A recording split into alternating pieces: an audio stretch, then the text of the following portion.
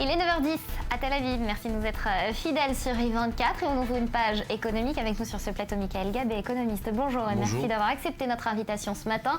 Alors vous l'avez sûrement déjà entendu ce matin, les cours du pétrole ont baissé à New York et fini au plus bas depuis fin 2003, tombant même brièvement sous les 30 dollars le baril face au pessimisme persistant sur la surabondance générale. Alors Michael, ce qui fait le bonheur des uns fait manifestement aussi le malheur des autres. C'est la maxime qu'on connaît. C'est une bonne nouvelle pour les automobilistes, une moins bonne nouvelle sûrement pour les monarchies du Golfe.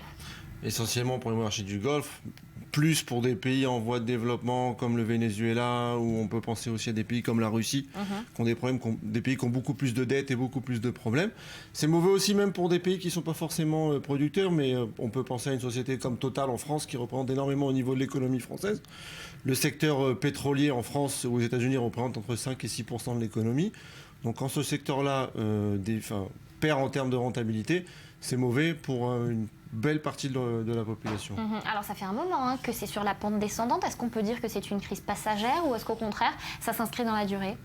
A priori, ça devrait s'inscrire dans la durée puisque il y a plusieurs choses. Il y a d'abord les baisses en termes d'importation au niveau de la Chine, mais ça on en parlera au niveau des Chinois. Il y a le fait que les États-Unis soient devenus producteurs avec les fameux gaz de schiste. Et il y a surtout une mésentente entre tous les membres du cartel de l'OPEC qui fait que chacun tire la couverture à lui. Si dans d'autres périodes où ils étaient plus unis, ils auraient pu réduire la production, il y a des pays comme l'Arabie Saoudite qui ouvrent les vannes complètement. Ce sont aussi des pays qui ont moins de problèmes. C'est l'Arabie Saoudite, ça leur coûte rien pratiquement de produire, ils n'ont pas de dette. Tout est bon à prendre pour un petit peu étouffer certaines velléités au niveau de la concurrence. On pense aux nouvelles technologies, etc. Alors du coup, est-ce que ça va pousser, vous parlez de l'Arabie Saoudite notamment, à diversifier leur économie qui est principalement basée sur les apports du pétrole ? Alors les pays du Golfe ont cette intelligence-là, ça fait quand même un petit moment qu'ils diversifient. On peut penser au Qatar à Paris parce que c'est l'exemple le plus flagrant, mais l'Arabie Saoudite, Dubaï, etc. ont des investissements dans de l'économie réelle un peu partout dans le monde. Ils ont su, à l'époque où le pétrole était à 150 $, acheter de l'immobilier, diversifier leur portefeuille, parce que eux, les premiers, savent qu'il y aura un terme de toute façon au pétrole tôt ou tard, et qu'il faut se préparer à ça, ils s'y préparent dès aujourd'hui. Alors on va à présent s'intéresser à une autre actualité en France, actualité sociale, judiciaire également. Elle a été marquée par une condamnation ferme, 9 mois de prison de 8 anciens salariés de Goodyear. Ils avaient séquestré pendant 30 heures les cadres dirigeants de l'entreprise. On peut imaginer les mois des syndicats. Léa Berdugo. Une catastrophe, une peine démesurée. C'est en ces termes que les 8 anciens salariés de l'usine Goodyear d'Amiens Nord accueillent leur verdict. Michael Vamen est l'ancien dirigeant de la CGT au sein de l'entreprise. Il dénonce un procès politique. Ce jugement, il est simplement là pour faire un rappel à tous ceux qui, comme nous, oseraient lever la tête, pour dire que dans notre pays, il faut plus de liberté, il faut plus de droits et il faut surtout plus de justice sociale. Moi, je me rappelle quand même du candidat Hollande qui est venu sur notre parking, qui nous avait promis qu'il ferait tout pour pas que notre usine elle ferme. Il a fait l'inverse, l'usine est fermée et maintenant il veut nous faire condamner à de la prison ferme. Janvier 2014, 2 cadres de l'usine sont séquestrés pendant 30 heures. À sa libération, le directeur de la production reconnaît qu'il n'y a pas eu d'atteinte à son intégrité physique. Lors du procès, les prévenus avaient évoqué un coup de colère face à une direction sans réponse à la détresse sociale des employés quelques jours avant la fermeture de l'usine. Même si les conflits sociaux ont été nombreux ces dernières années, ils ont rarement débouché sur des procès ou des condamnations. En 2010, des cadres de la Poste avaient été séquestrés à Nanterre. Résultat, 3 salariés condamnés à des amendes en appel, 12 relaxés, dont l'ancien dirigeant du NPA, Olivier Besancenot. Depuis l'annonce du verdict, les réactions pleuvent. Certains politiques fustigent une ignoble décision. Les condamnés ont d'ores et déjà annoncé qu'ils feront appel. Alors Michael, est-ce que ce genre d'images, on risque de les voir de plus en plus sur nos écrans ? On se souvient aussi de l'affaire d'Air France avec la chemise déchirée d'Air France. Est-ce que cette grogne, elle va être plus prégnante à l'avenir ? Tant que le gouvernement français ne trouvera pas des solutions pour assouplir, régulariser, assainir son marché du travail, rendre la France un pays d'investissement où les gens peuvent employer, créer de l'emploi, etc., c'est sûr que la frustration des masses salariales face, encore une fois, on est dans des périodes où les écarts se creusent, c'est-à-dire entre les très extrêmement riches et les extrêmement pauvres. La classe sociale, middle class, la fameuse classe moyenne qui fait la croissance, réduit petit à petit sa voilure et glisse lentement vers une certaine paupérisation. C'est sûr que la France doit trouver des solutions. D'un côté... Alors, est-ce que vous pensez ce qui a été initié finalement par le Premier ministre Manuel Valls cette semaine avec ses rencontres des syndicats, du grand patronat également, est-ce que vous pensez que ça va dans la bonne direction justement ? Encore une fois, ces routes-là sont pavées de bonnes intentions. Il va falloir trouver l'homme politique, il va falloir trouver la formule, il va falloir trouver les gens avec qui dialoguer, pour que les gens comprennent qu'il y a certaines choses dans le code du travail français qui doivent changer, perdre une partie de la protection qu'ont les employés au profit d'une certaine souplesse pour pouvoir justement relancer.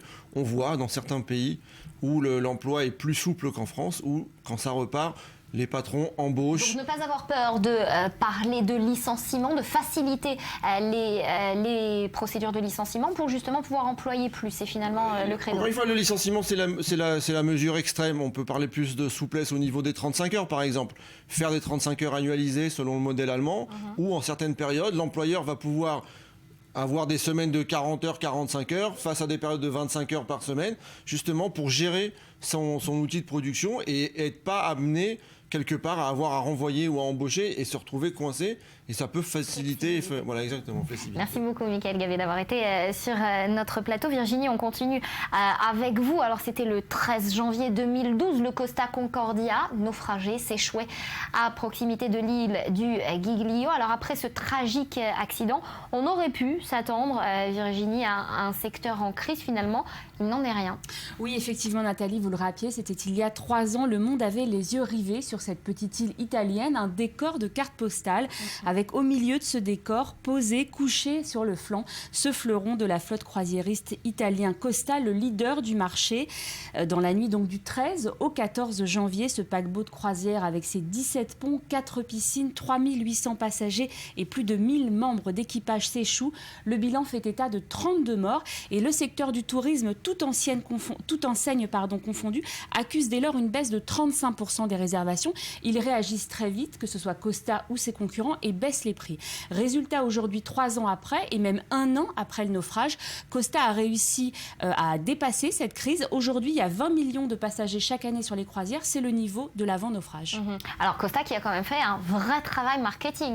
Oui, de toutes les façons, ils étaient obligés, puisque je rappelle que leur slogan avant ce fameux naufrage, c'était quand vous avez goûté à une croisière Costa, c'est difficile de revenir à la vie de tous les jours. Donc vous imaginez bien qu'il fallait changer de discours, il fallait aussi changer d'image.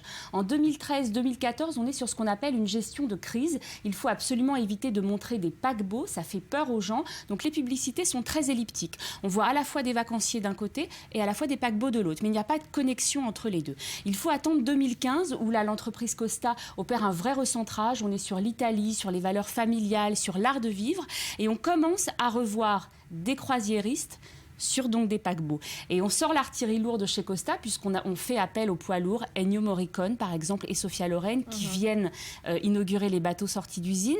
Et dernière en date, l'égérie qu'on choisit, elle n'est pas italienne celle-là, c'est Shakira. L'objectif, c'est finalement dans l'esprit du consommateur de faire la connexion entre Costa Concordia, le croisiériste Costa et le people, plus du tout le naufrage. Voilà, et ça marche, Michael Gabé, ce genre d'opération séduction, avec Shakira en tête? En général, ça marche.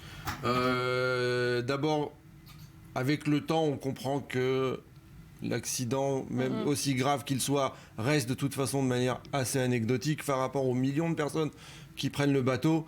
Les gens se rendent compte que quand ils prennent leur voiture le matin pour aller au travail, il y a plus de risques que sur une croisière. L'agressivité au niveau des prix, c'est vrai que on voit que les images marketing ont beaucoup changé.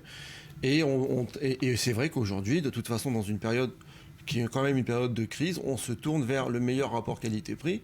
Et c'est vrai que la croisière fait partie des destinations et des façons les plus importantes. De me faire prier pour prendre le Costa. Merci beaucoup d'avoir été avec nous sur ce plateau. On passe tout de suite à l'info en bref et en images.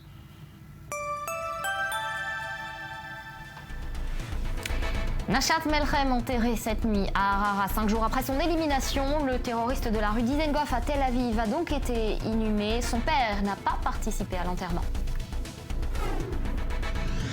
L'agence de presse iranienne Fars a annoncé que 2 bateaux américains avaient été arraisonnés par les gardiens de la Révolution après leur entrée illégale dans les eaux territoriales du pays dans le golfe Persique. Les Marines américains seraient en bonne santé.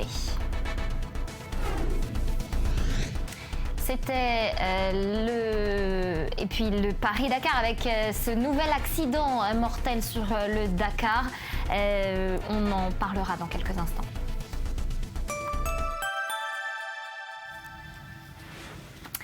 Voilà donc pour l'essentiel de ces informations et que nous développerons plus en détail dans quelques instants. C'était le 2 juillet 2014. Un adolescent arabe, Mohamed Aboukder, était enlevé dans une rue du quartier de Chouafat à Jérusalem-Est, emmené dans une forêt, battu jusqu'à perdre connaissance, puis brûlé vif selon les enquêteurs. Les 3 jeunes qui ont tous avoué et reconstitué le crime ont dit qu'ils l'avaient fait pour venger les meurtres de 3 adolescents israéliens en Cisjordanie. C'était le mois d'avant, par une cellule du Hamas. On revient sur les faits en images.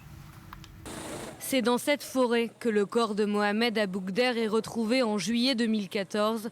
L'adolescent a été enlevé et assassiné en pleine période de violence, une spirale déclenchée 3 semaines auparavant. 3 adolescents israéliens avaient été kidnappés et assassinés. S'en sont suivis des arrestations chez les Palestiniens et des heurts dans les territoires. Après la découverte des corps des 3 adolescents, certains appels à la vengeance avaient été entendus parmi les Israéliens. Mohamed Aboukder aurait perdu connaissance quand l'un de ses ravisseurs l'a étranglé.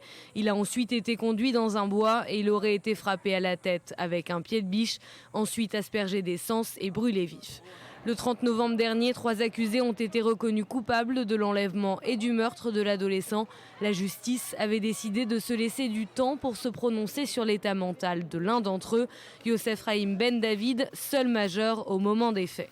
À cette époque, les tirs de roquettes du Hamas sur Israël et les raids israéliens sur la bande de Gaza se sont multipliés.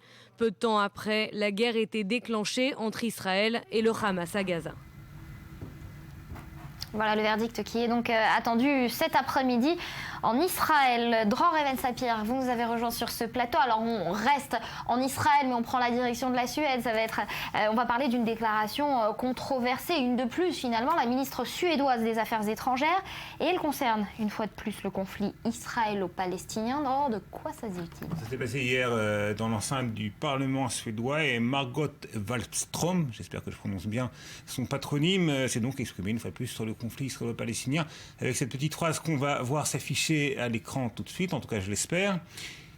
Et elle a dit, donc, la chef de la diplomatie suédoise, voilà, on n'a pas, mais c'est pas grave, il est essentiel qu'il y ait une enquête crédible et approfondie sur ces morts, de manière à clarifier les faits et à permettre une éventuelle détermination de responsabilité. Et ces morts, ce sont quelles morts? Eh bien, ce sont les terroristes, les assaillants palestiniens tués par l'armée israélienne ou par les forces de sécurité par l'armée israélienne ou par les forces de sécurité israéliennes, alors qu'ils venaient de s'en prendre armés de couteaux, dans la plupart des cas, ou au bord de voitures béliers, à des civils israéliens ou à des militaires israéliens, et qu'ils s'apprêtaient, selon toute vraisemblance, à s'en prendre à d'autres vies humaines. Donc, un état de légitime défense tout à fait clair.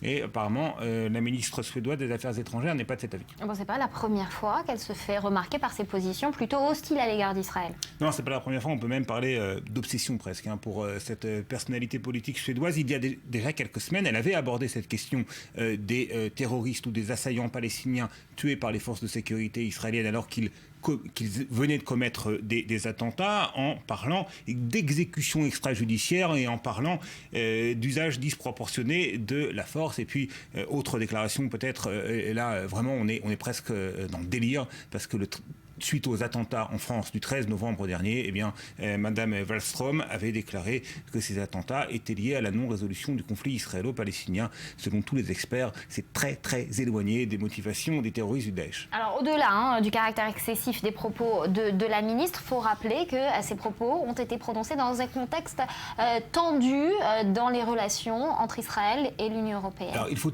tout de suite préciser, Nathalie, que Margot Wallström n'est pas représentative de l'opinion ou des prises d'opposition de l'Union européenne et des dirigeants politiques européens sur le conflit israélo-palestinien. Elle s'en distingue de par son caractère excessif, c'est bien évident.